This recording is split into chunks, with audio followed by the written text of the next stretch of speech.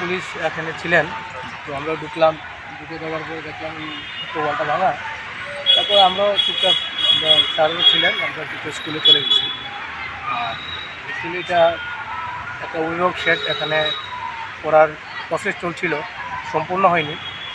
তো আমাদের এই গান্ধী স্কুলের সংলগ্ন এই বাড়িটাতে করার স্থানীয় বিধায়ক শ্রীগোপাল রায় মহোদয় বিধায়কের আন্ডারে এটা করা হইতেছে।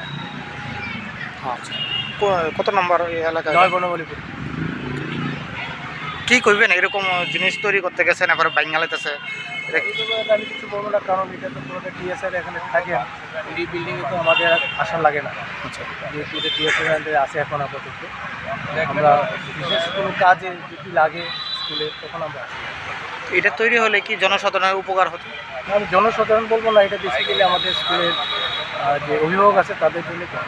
মানে তাদের কি উপকার হতো কি? এরা ওই বসতে পারবে।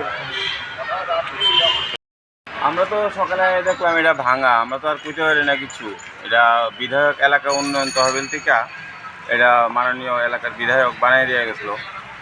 আজকে সকালে এসে দেখি এটা ভাঙা। কোন এলাকা? কোন এলাকা? এটা তো 9 বনমালীপুর কেন্দ্র, আর আমরা গান্ধী স্কুলের বিধায়কের নাম কি? শ্রী গোপালচন্দ্র রায়। কি হয়েছিল, মানে বাংসে কেন মনে হয় আপনার? তা তো ঠিক করতে পারতাম না, আমরা তো স্কুলের টাইমে স্কুলে আইসি 10:30টার সময় এসে এটা ভাঙা দেখছি। তো আমাদের এইচএমসি টিটু শাহ মহাশয় আয়া দেখে গেছে, আর বাকি তো আর কইতে পারি না এখনো। এলাকাটা কোনটা? এটা তো কলেজ টিলা ধরা হয় এই এলাকাটা।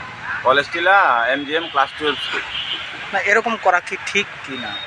না, অবশ্যই এরকম করা ঠিক না, কিন্তু তা তো জানি না অনেক দুষ্কৃতীকে বা কারা করছে, তা তো আমরা বুঝতে পারি না কি উদ্দেশ্য নিয়ে করছে, তা তো আমরা ঠিক করতে পারি না। এটা থাকলে কি মানুষের সুবিধা হবে না অসুবিধা? এটা তো আমাদের সঙ্গে কথা কই MLA করছিল যে এখানে যারা যারা আসে, এই গার্জিয়ান সহ বা এখানে যারা অটোতে উঠে তারা একটু বিশ্রাম করবে, এখানে বসবে। তো কিন্তু এটা তো এখন ভাঙাটা তো ঠিক হয়েছে না।